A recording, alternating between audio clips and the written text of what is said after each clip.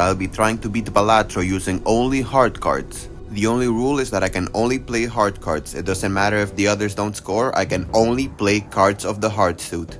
I don't need any more introduction or any more delay, let's get right into it. Now, players that are more experienced with Balatro might be thinking of simply using the checkered deck, in which half the cards are hearts and the other half are spades, which would make this significantly easier because half my cards would be hearts. But no!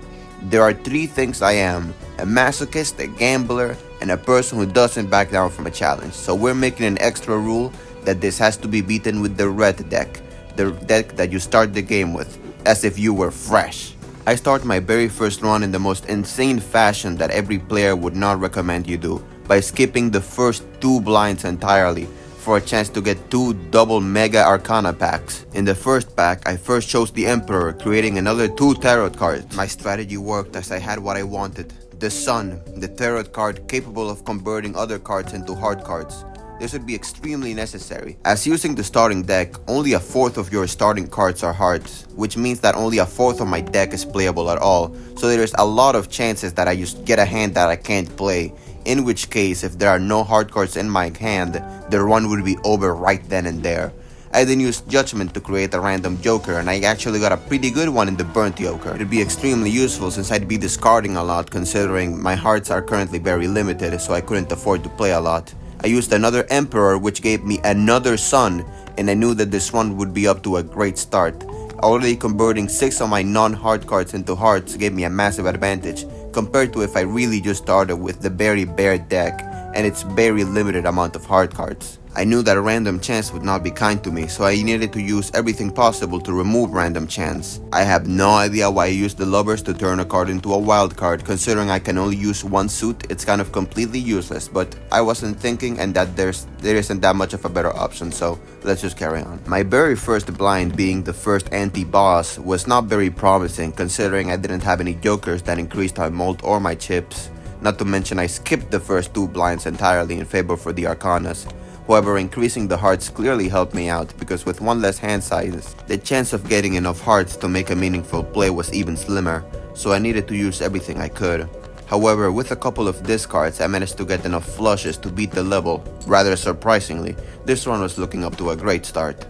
Those mold cards come in incredibly clutch when you need them most, and they'll definitely be more helpful throughout this run. My next difficulties came immediately after. Since Ante 2 would be beginning right after the first chop I saw, I needed a joker that quickly allowed me to get mult in an easy way to at least secure a couple more victories so I can buy more. I ended up getting the half joker. My strategy was simple.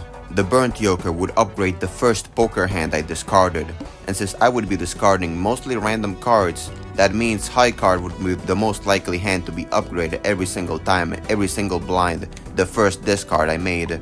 This made it so I could have incredibly powerful high cards, at least for the early game. In combination with the half jokers plus 20 mult if you played 3 or fewer cards, this would allow me to rack up some easy points in the first few blinds. I decided to skip the next chop entirely since I wasn't in particular need to buy anything, with my strategy working more than plentifully enough right now, and also the fact that I needed to build up my economy through interest, so I needed to save up money. Discarding another assortment of random cards, I get my high card poker hand to level 4, allowing me to once again use the Ace of Hearts with the multiplier bonus that I got from the beginning to easily win another blind with just a high card. You will not believe me when I tell you I was not expecting what I would see the next chop. A joker that allowed me a chance to multiply my mult even further by playing hard cards, the only suit that I can play to begin with, and another joker to strengthen my flushes, one of the poker hands that would be easiest for me to strategize around in this run. I ended up spending a lot of money, but it would be worth it, as I used the Temperance to quickly gain some back up, grabbing me a grabber voucher, as the extra hand would come in handy not only for having more opportunities to beat the blind, but for generating more money in the long run, since you get $1 for each hand that you didn't use after beating a blind. The NT2 boss, the Flint, made it so base chips and mult are halved. However, my flushes aren't particularly high level, so this doesn't affect me a lot, considering most of my mult would come from my cards and my newly obtained jokers, making this boss very easy.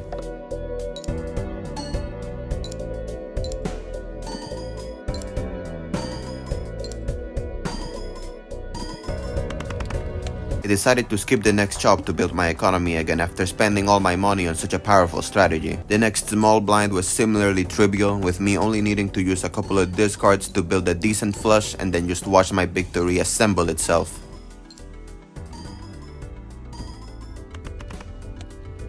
I finally decided to open another Arcana pack, as my current deck simply would not do it. Of course, seeing that my options were the Hanged Man, which would give me confirmed value and allowing me to delete 2 useless cards, making my deck more hard cards proportionally and percentually, and thus reducing the chances of a soft lock and increasing my possibilities of a flush. I decided to use that Hanged Man and nothing else. The next big blind was similarly very trivial and easy, with the strategy that I have grown accustomed to up to this point easily taking care of it, starting to feel confident as I was very strong for this part of the game, and after all this was only my very first run. I opened up another Arcana pack, using Judgment to get a random joker and ending up with a rather useful one that boosted my flushes even further. I'm starting to think that this run is kind of unnaturally lucky, but I didn't mind as I opened the Celestial pack looking for Jupiter, and I didn't end up finding it, so I just settled. Jupiter would allow me to increase the level of my flushes, so it would be crucial since I have no other way of doing so. However, until later. Next boss could be a bit complex since it made all my face cards be drawn face down, and I can't play any face down cards since I'm not taking the risk of it being another suit that's not hard and ending the run entirely. So I just needed to discard until I had a flush that had no face cards in it. Luckily, I managed to do so in a brisk fashion, and thanks to my combination of incredible jokers and my assortment of cards, I managed to beat it in one try, which I'm thankful for because if I had to do it again and get another flush, I think I would not have been able to. In the next chop, I activated my brain, so I got the clearance sale, which would reduce the price of everything else and thusly make my economy go even higher. Using this, I nabbed me a $3 Celestial pack, where I found the Jupiter card, finally leveling up my flushes to level 2, which would be more than necessary in the long run. I had my confidence quickly checked because the next small blind actually required me to use 2 flushes instead of 1. Things were getting kind of dangerous and I relied a lot on chance, so I needed to quickly think of new strategies to stay on top of my game. Relying in constant 1-2 chances from the Bloodstone Joker felt nice, but it was risky. I sought to reduce that risk, buying another Arcana pack in which I found yet another Sun, allowing me to turn 3 more cards into hearts. Another Celestial pack where I found another Jupiter to strengthen my flushes even more. One look at my deck makes you realize how ridiculous this challenge is. I have 22 hearts and 8 diamonds. The next big blind I was starting to get pressed. Even after 2 flushes I needed to use an extra high card to get where I needed. Realizing that playing few cards was starting to become a gimmick, I sold my half joker since it wouldn't be as effective and I bought a gift card, increasing the sell value of other jokers itself, consumable cards like turrets and planets in my hand. Another couple of Celestial packs got me Pluto and Neptune, increasing my high card and my straight flush, which was another one of the hands that I could play on this run, but it would be way more difficult to line it up. We'll see if it ends up mattering though. With 2 flushes, I quickly did away with this boss as well. Drawing cards face down was annoying as always since I couldn't play them. However, with the amount of discards and hearts that I had in my deck now, it was way easier to find flushes consistently and beat the level. I bought an Empress directly from the chop, which I used immediately upon opening the next Arcana pack, and then I cloned using the Fool. I opened up a standard pack, interested in getting more hard cards with interesting gimmicks, where I found something that would definitely help me this run. A 3 of hearts that was not only a gold card, but a red seal. So every time its effect activated, I would get double the money. The next blind was once again bested with a single flush, somewhat restoring my previously shattered confidence. Another Arcana pack, another Sun, another 3 cards turned into hearts. Slowly but surely, I was fixing my entire deck, or at least a majority, into hearts, which would be great for this run. Another standard pack could give me even more hard cards with a Molt 8. Once again, another singular flush is enough to beat the next blind, but I want you to look at this one because of how satisfying it is.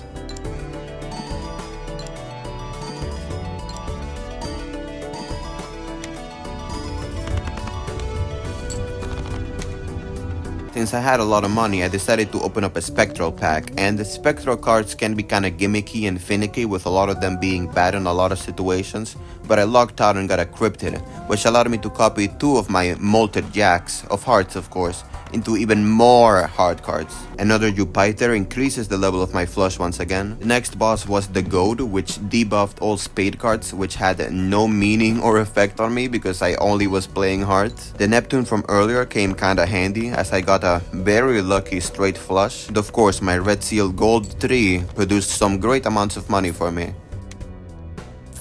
Another Jupiter. The next Arcana pack gave me an Emperor, so I knew what I had to do, using the Empress to turn 2 more cards into Mold cards, and using the Emperor to get 2 more Tarot cards. However, neither of them was the Sun, and in fact I got the Star, which is completely worthless. I reminded myself that using Tarot cards to add an enhancement to an enhanced card gets rid of the previous enhancement. Temperance was now giving me great amounts of free money because of the gift card boosting the sell value of absolutely every Joker. However, I ended up selling it and the useless Star Tarot to get a new Joker, which would multiply my multi by 3 if I was playing a hand that I had already played. Considering I'm essentially playing nothing but flushes, that's just free multiplication. I used my High Priestess to get a couple of planets, but nothing useful. Another reroll and I got another Temperance, which allowed me to get even more money again. A couple of flushes cleared the next blind. Jupiter! Mars. Next blind was beaten with a single flush, getting me even more money from my gold Red Seal 3. A standard pack with no hard cards would be less than useless. It would be actively detrimental, so I skipped. Used an Empress again, getting even more mold cards. And I used the Fool to clone it again. This Anti's boss was the Hook, which would discard the cards that were in my hand after I played. This could actually be beneficial for me, and as you clearly saw, it was. By discarding cards that are not hearts because I'm not playing them, I could more easily cycle into flushes and more flushes without even needing to waste my own discards. Another boss easily decimated and I was now onto NT7. Another heart purely for the sake of it, and another Jupiter as well. Things were looking up. Rerolling the chop, I got another Emperor and another Jupiter. Rerolled again and I got another Jupiter, which what are the chances of that even happening? But for some reason this one did not want to get used no matter what I tried. I closed the game and opened it up again, but it just wouldn't let me buy and use this Jupiter. So I skipped it. I also went back into my gambling ways, skipping the small blind for that polychrome tag as I needed a Joker to replace my burnt Joker since it wasn't really getting any value anymore.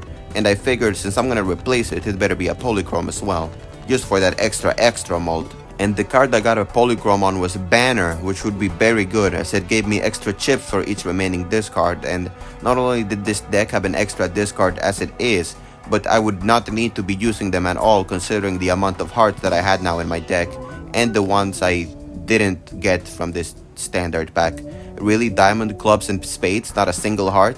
Jupiter decided to go missing as well, so I decided to level up my pairs since my high cards were already level 17 by now. Look at my deck, just look at it. 30 hearts, 7 diamonds. The next boss was determined to ruin my everlasting economy by making it so I would lose $1 per card played. So I decided that I would need to win this in a single hand to waste as little money as possible, immediately using my Empress and then creating 2 more tarot cards, which would not be immediately useful, but there's something. As I predicted, a single flush would be all that I needed with a healthy dose of luck to close out this boss and get to the final ante, only losing $5 in the process, which I more than made back with my previously mentioned golden Red Seal 3. It gave me $3 every time it stayed on my hand at the end of the play, and since it was Red Seal, it triggered again, giving me double, 6. That's $1 more than what I lost. I got myself another Neptune thinking that it would be useful. I might get another straight flush after all. Got another standard pack with no hard cards somehow, and after reconfirming that the vast majority of hands I played are flushes, I got myself the Telescope voucher, secure that I get a Jupiter every Celestial pack that I open, which is huge for reasons you can probably already tell. For once I used the Magician actually, turning 2 cards into lucky cards. Though one of them was an Ace of Clubs, I have no idea why I did that. I re-rolled a couple times and got nothing useful. And yet again, I committed the sin every professional player would warn you against, and I skipped the small blind, just for a chance at an extra voucher. A couple of flushes got me past the big blind and into the anti-8 boss. That would be the final boss of this challenge. Cerulean Bell, which would force one card to always be selected. This could be extremely dangerous because if it forced a card that's not a heart to be selected and I didn't have any discards, I'd be forced to use that card. So I'd essentially lose the run right then and there. So I always needed to save up a discard in that scenario. To be extra prepared for such a difficult encounter, I decided I'd spend all my money on the chop right before, getting several useful things such as increased hand size from that voucher that I skipped the first blind for, destroying a couple of non-heart useless cards using the Hanged Man, transformed the King of Clubs into an Ace of Hearts with a Molt using the Death, skipped a Fortune Teller Joker for some reason, even though it would have actually been great, mistakenly didn't use my Temperance to get extra money and more rerolls which could be deadly, but now I had to prove myself against the final boss. The first card that was forced to be selected was a Two of Hearts. Luckily, I had enough cards in my hand to make a flush as it was, so I didn't need to spend any discards and also discard that precious heart card. My first hand played already had great potency, getting me more than halfway there to beating the boss. The required score was right there, but I decided that if I had to win, I wouldn't win like a king, I would win like a god. I sadly had to discard my extremely useful golden tree because it was forcibly selected by the Cerulean Bell, although it wouldn't much matter considering this was the final encounter. As I played the winning hand of the entire challenge run, all that was left was simply to absorb.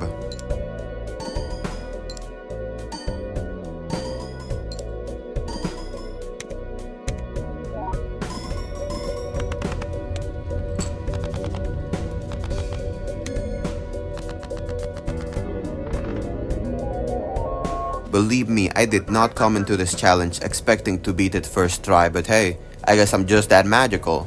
You can see the seed on screen. This seed is extremely beneficial if you want to do it. I mean, you saw how many hearts I could pile up quickly.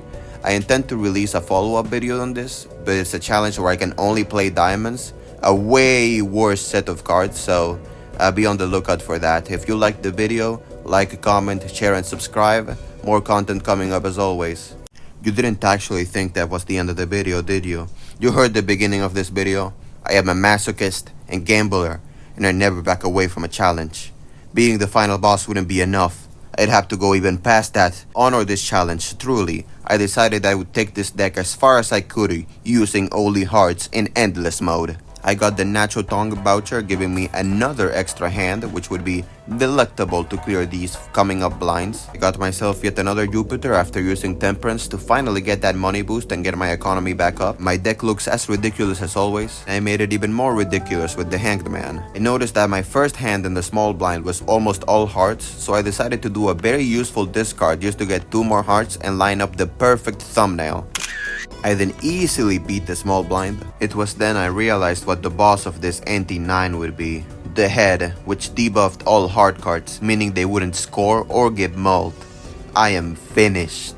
I skipped the big blind, thinking perhaps leveling up my straight flush I could use straight flushes to win, although I quickly realized that that would be a foolish mistake. Where all my previous skips were strategical, this was clearly a show of desperation. I saw my first hand and I knew it was over. Didn't matter how many hands I played, how many flushes I chained together, what strategies I came up with, what tactics I tried to utilize. Before the head, they were all useless. It would all come to an end after I played all of my hands and each single one got me ever slightly closer, but as I got to the finish line, I was out of discards and I did not have enough hearts for another flush. For the first time in the entire run, I was out of hearts, and without the possibility of doing a flush, this was more than over. Though I guess I got lucky enough to not see this boss in the actual challenge run and only in endless mode, because it would have definitely ended my run right then and there.